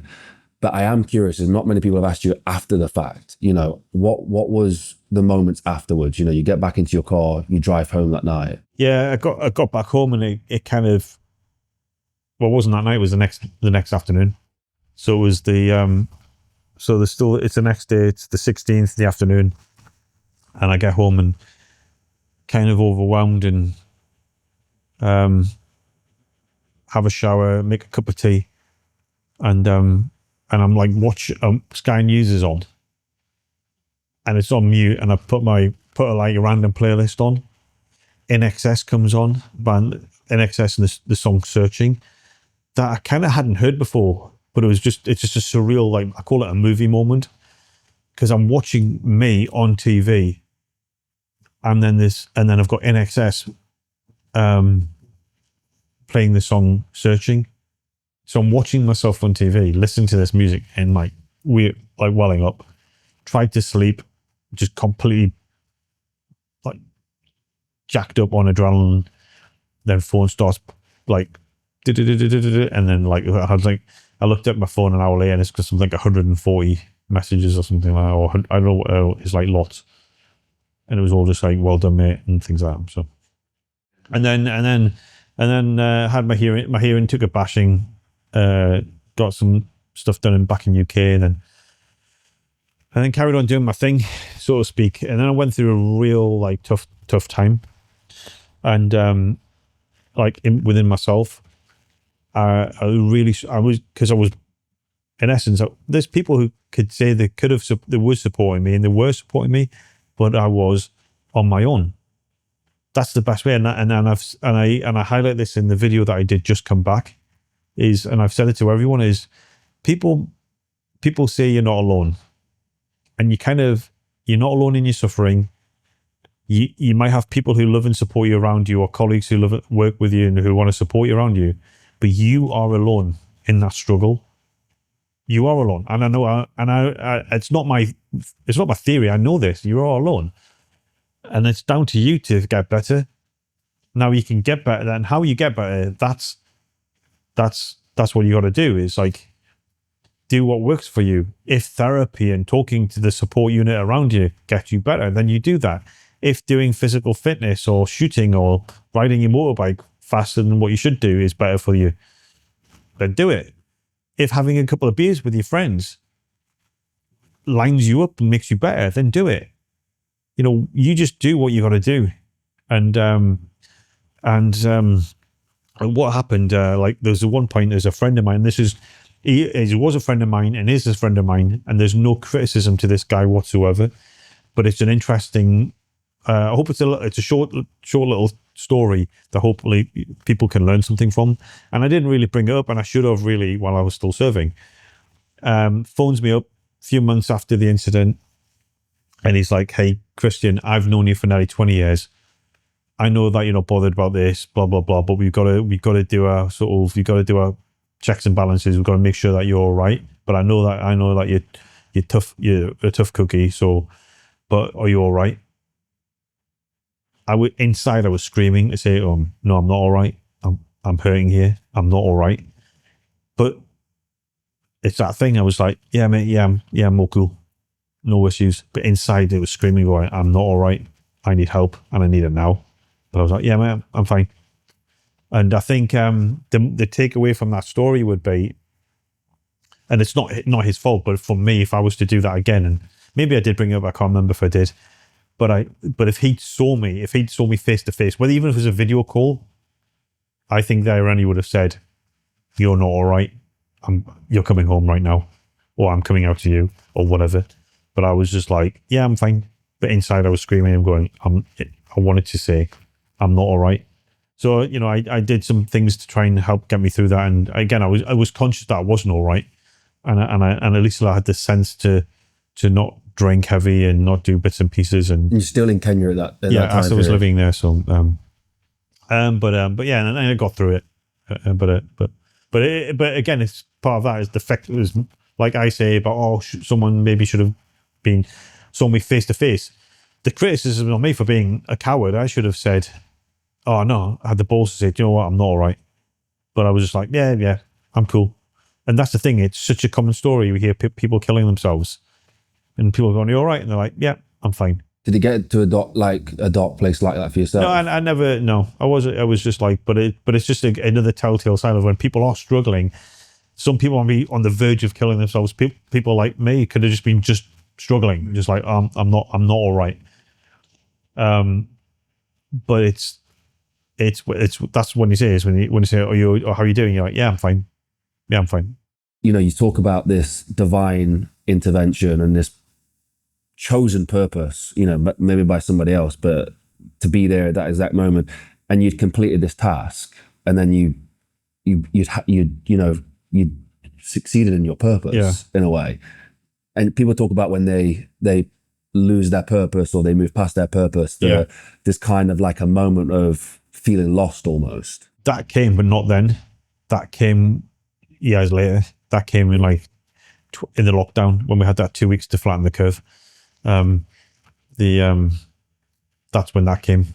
Wow. Was maybe that's all I was put on this earth for, and what am I going to do now? It's not what am I going to do. It's just like this thing about going, is that it? And it was more, again, navel gazing. When you think no one loves me, I'm this odd shaped. Someone made me as this tool to do one particular job. But once that job's done, the tool's useless. That's kind of how I was thinking about it. And it's very short-sighted. And because it's like some people have said to me is, that thing, you were training all your life to do that thing in Kenya, but that thing in Kenya was maybe the thing that needed to happen for you to do something that you haven't done yet. Yeah. Well, I think the story itself and sharing, some of the stuff you're sharing today and the thoughts and mindset and teachings, that'll save more people as well. I am curious though, 700 is a huge number. Like, did you ever think that's an estimate, the estimated number? Hundreds of lives though, that, It's I don't really give that much thought. I do give some thought, like my dear friend Millie Chapin, who's the author of Terrorist Attack Girl. And, I love her and her husband. And she's now, she did that. She came out of there a broken woman and repaired herself. And not only did she repair herself, now she's helping other people. She developed software and an app to help people with PTSD. And she's a remarkable human being. And she goes on to live her life. And that's the kind of thing. It's when you actually meet people who you save, and then it's like, put it into context. That's when it means so much. Because there's thousands of people affected by that. There's the children, there's the husbands, the wives, the families. Like, it's a massive... Yeah, and it doesn't stop at me. It's all the people who help people every day. The other people who helped that day, because it wasn't just me. I was the first there to respond, and my actions were significant, but those other people helped. And did bits and pieces, and then up until a certain point, and then it was just me with the Kenyans, and then but everyone who every day, the emergency services, the first responders, the everyday people who step up and help people. That's what it's all about. It's like save one life and you save the world. Sorry for interrupting this episode, but this is the last time I'll interrupt, guys.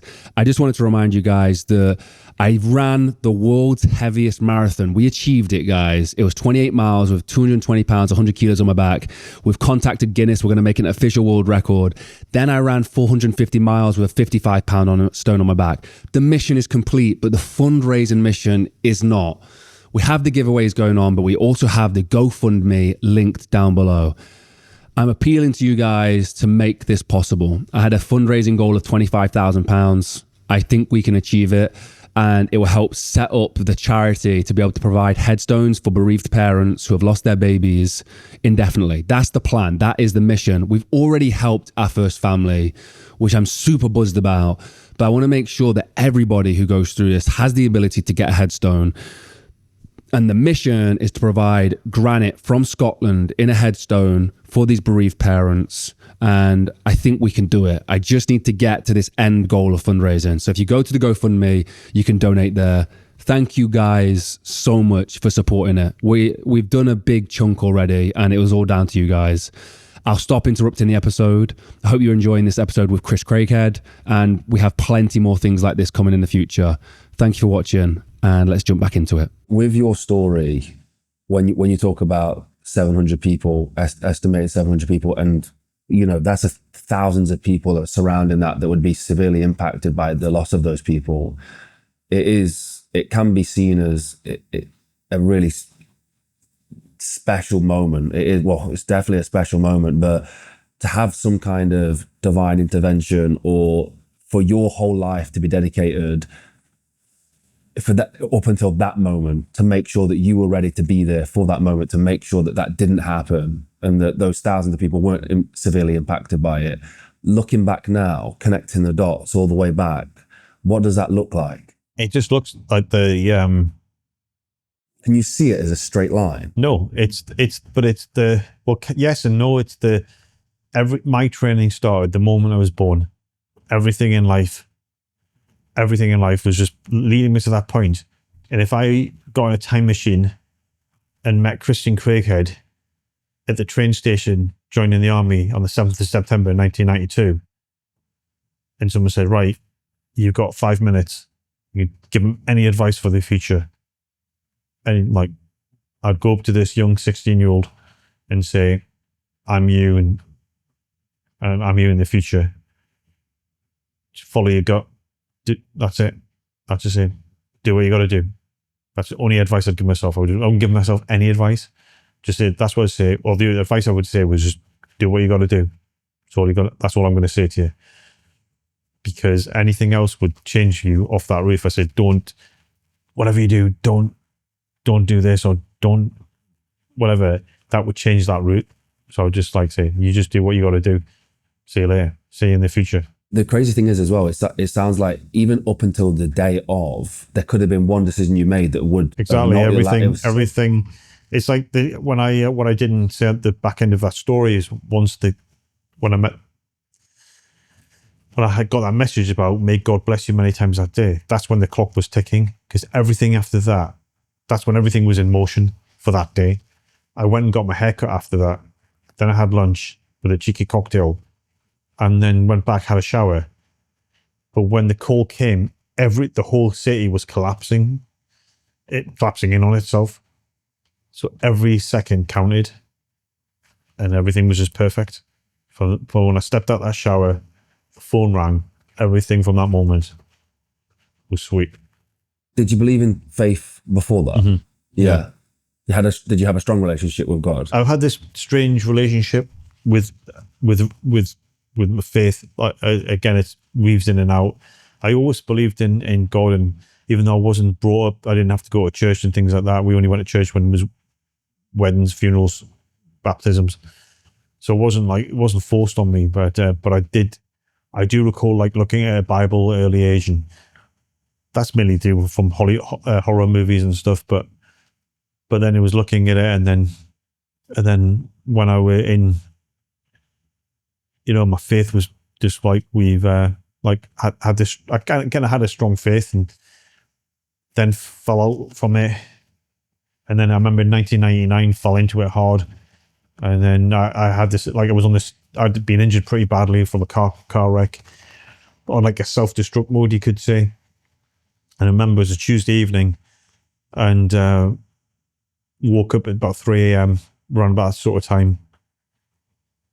And then I just had this epiphany, and I was like, okay, it's got to stop. And I went and saw the Padre in 5 Airborne Brigade headquarters. And I said, oh, Padre, this is going to sound kind of strange to you, but I kind of thought I had a message in the middle of the night saying that I've got to go and find you. I kind of want to start going to church. And he's like, it's not strange, because it happens all the time. And I was all right. And then he took me on his wing a bit and put me on a path. I then fell off that later on, a few years later, and then fell back onto it. So here's something that's strange. So in 1999, so that's when I had that like epiphany, if you like, when I've got to go and see the Padre. And when the Airborne Brigade were leaving Aldershot and going to Colchester, and in the case of Pathfinders to Watcham Airfield, on the last day, I read the lessons in church, in St Andrews, the Church of Scotland, in Aldershot Garrison, and read the lesson that day and things. And at the end of it, because it was my last day, the congregation gave me this cross, which is very nice of them. And it's on one side, it's got Remembrance Day, because that's when it was, so Memorial Day for the Americans, I think, and then all that kind of thing.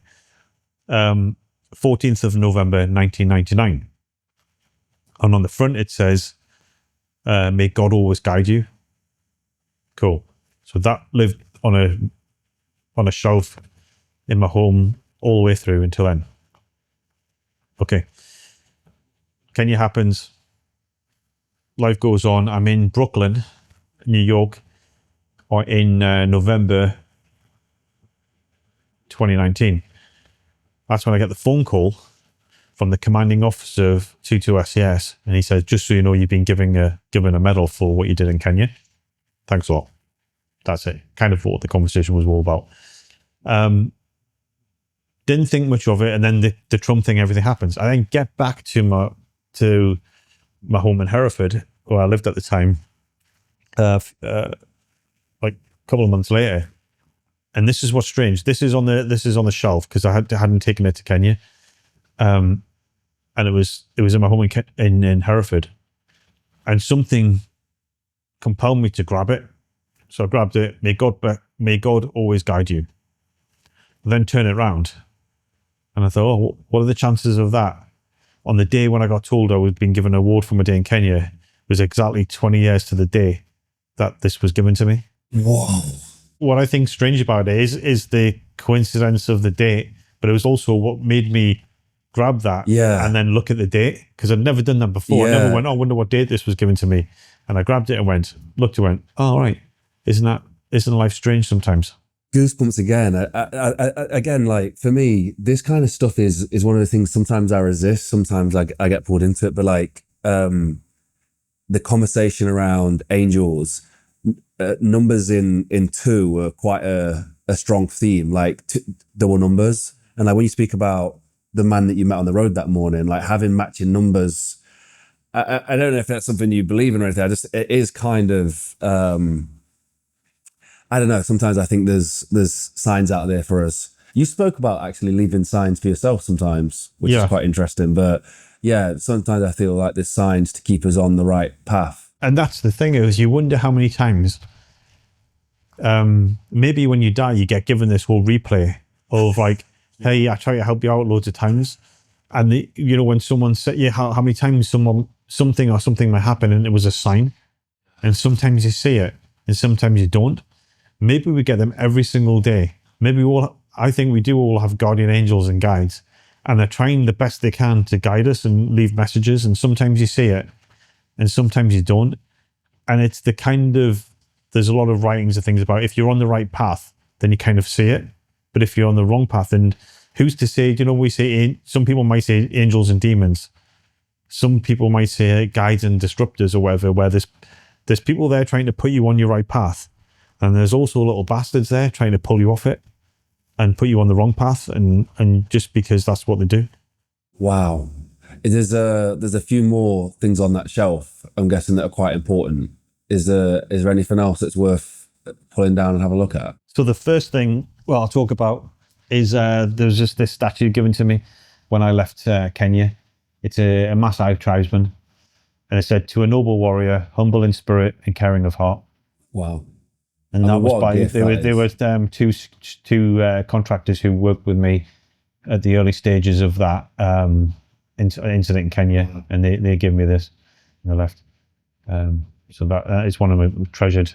Yeah, I can see why. And the other thing that I bought, just for everyone's interest, is I saw this in an antique shop in Austin a few weeks ago, and it's a Chris. It's Indonesian. And it's, again, something, all of a sudden something pulled me to go into an antique shop, went in, saw this, and then it's an Indonesian Chris, and it's coming apart because it's old. It's not that old. I think it's 1950s or something. But see the dagger, curved dagger, this is exactly what it was like, but it seemed to have like 2 tips, whether it was broken or had deliberately had a double tip. So that was a message, the double tipped. But I don't know, but it's this thing that's what a Chris looks like. Yeah. And I thought, it's interesting. So same shape and size sort of thing. So he pulled that out in the car, and you were pretty chill about it. That's it. And when I asked him, I said, well, what did the guy at the antique store, and you can Google all this, is that these sort of knives were there to guard away demons and evil spirits. They're not actually a practical knives that carry those to do other things, but these were just something to carry in case they cross. Did you prompt him to draw it, or did he just pull it out himself? No, he just went like that. So what? That's so crazy.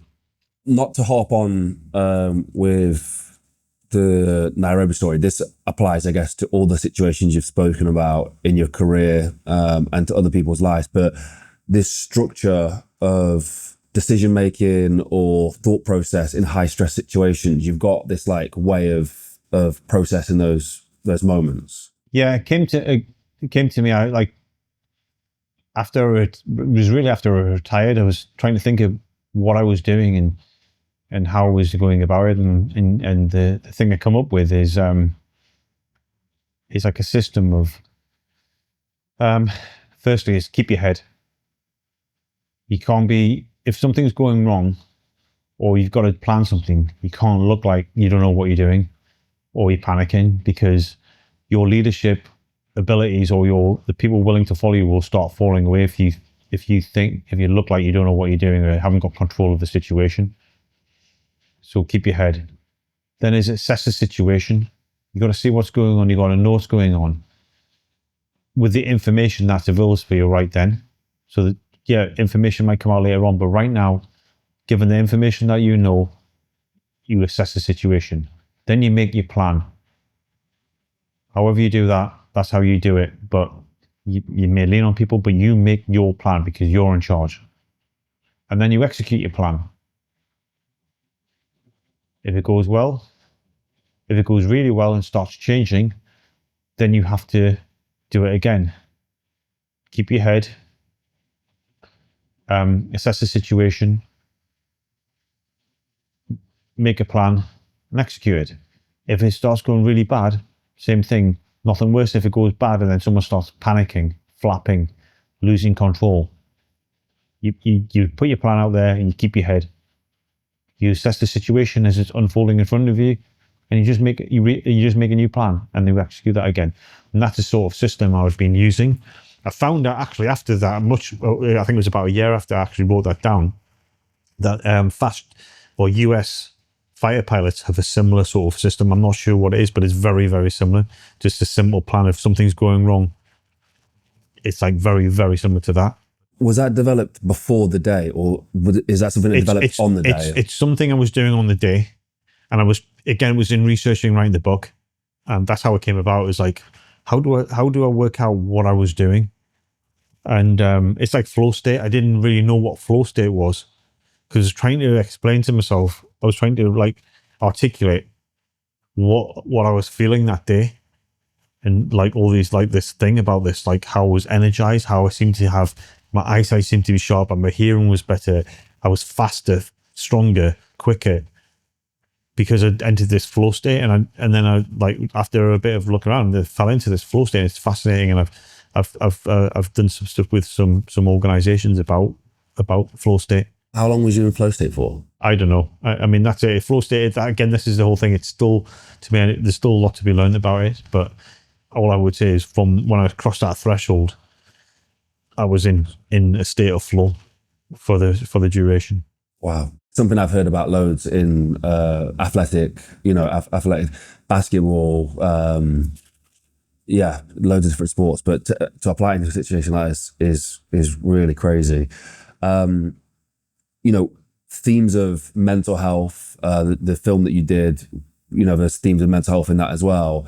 And the word, when we spoke about earlier today, the word hopelessness, and I think that's a tremendous word for it, because that is the tragic word I think that men especially feel when they're suffering with the mental health, depression, suicide, when they feel like there's no hope left. Yeah. That's when I feel like it's a really dire, dangerous situation. Yeah, and I think that's the what goes on today. And I tried to say some stuff about this in the past, about I wasn't born Christian Craighead. I mean, I know it's a pseudonym, but I wasn't born that character. I developed it after incidents and yeah, I got into the SAS when I was 30, and the Kenya incident happened when I was 43. So all of that was developing him to that point. And this is going out to everyone out there who's 15, 16, 17, 18, 53. Doesn't matter. Life's not over.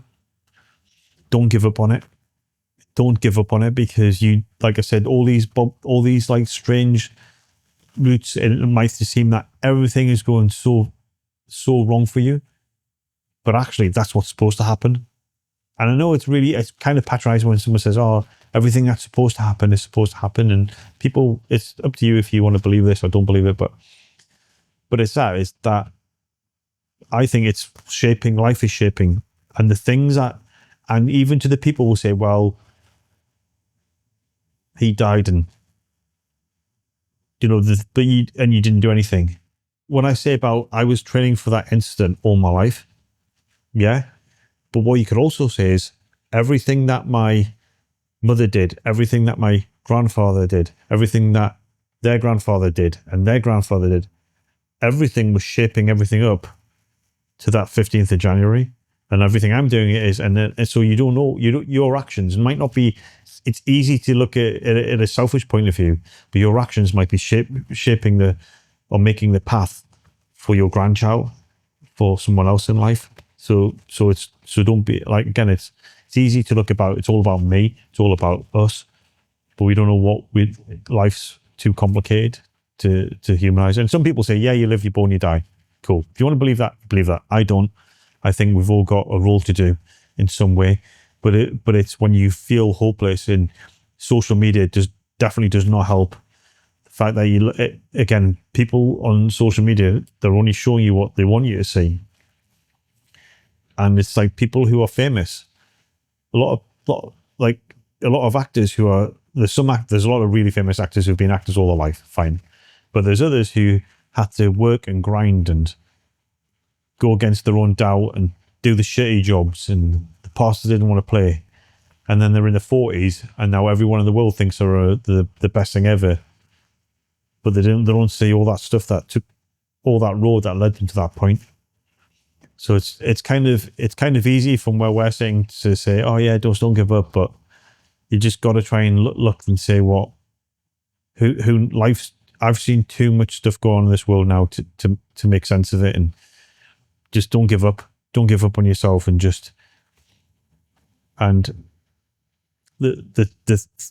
points that I thought was like, one, don't kill yourself, because if you do, you're gonna break someone's heart, and you know there's so many people that will be devastated by you leaving. And if you're watching this and you say, well, I've got no friends and everyone hates me, that's cool. Don't kill yourself, because don't give the bastards the satisfaction. Prove them wrong, and they'll make them hate you even more. So you can get some satisfaction out of that. I would anyway. And then the other thing is, like, when suicide is, I don't just mean suicide by doing whatever it takes to end your life right there and then. It's the thing called death by despair. Don't give up on yourself. Don't say, well, I'm not going to do anything. Life's rubbish anyway. I'm just going to go to the pub, going to go to Wetherspoons and just drink my life away today. Or I'm going to do drugs. And you might kill yourself tomorrow. You might kill yourself in 3 weeks' time. You might kill yourself in 30 years' time after a lifetime of just destroying your body. It's all the same. It's all the same result. It all comes back to just don't give up on yourself. You've got to go alone, do whatever it takes, and just come back. That's all it means. Mate, that was so powerful. That's incredible. I hope that if somebody needs that message, to get to hear that today, because that was incredible. And I think you're completely right about the social media thing as well. Is like, stop comparing yourself to people on social media. And we see people at the pinnacle of success, especially in the celebrity world. We are looking at the result of the years and years and years and years of slogging it out. You know, the difficulties that they're faced as well along the way. And then we see that, and then we start to compare ourselves to people in that, and it puts us in this downward spiral. It's just not required at all. I think that's a beautiful message to end on with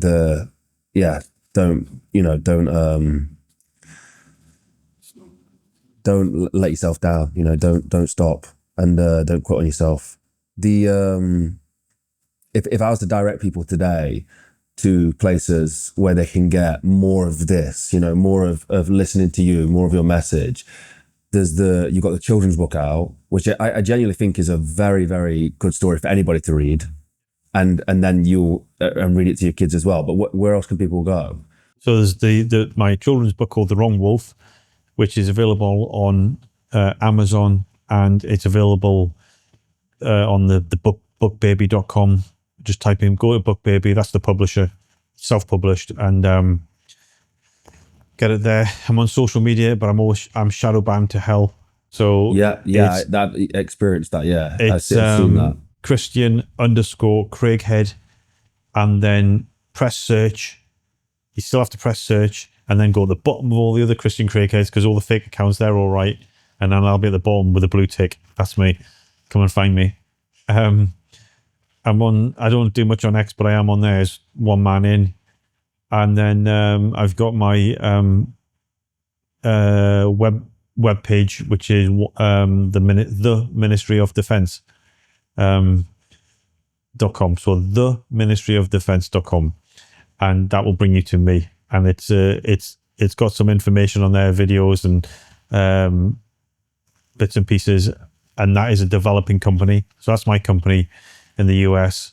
And right now it just sells caps and t-shirts, stickers, mugs, all these kind of things. That was the start point. We're doing some super cool collaborations, one I'm really excited about. And then we'll sell some individual gears, and also it's evolving. So I'll maybe be a point of contact if you wanted me to do any speaking, and I mean, leadership training or weapons training or special mission unit stuff. That's where you can find me. But that may or may not happen. But it probably will.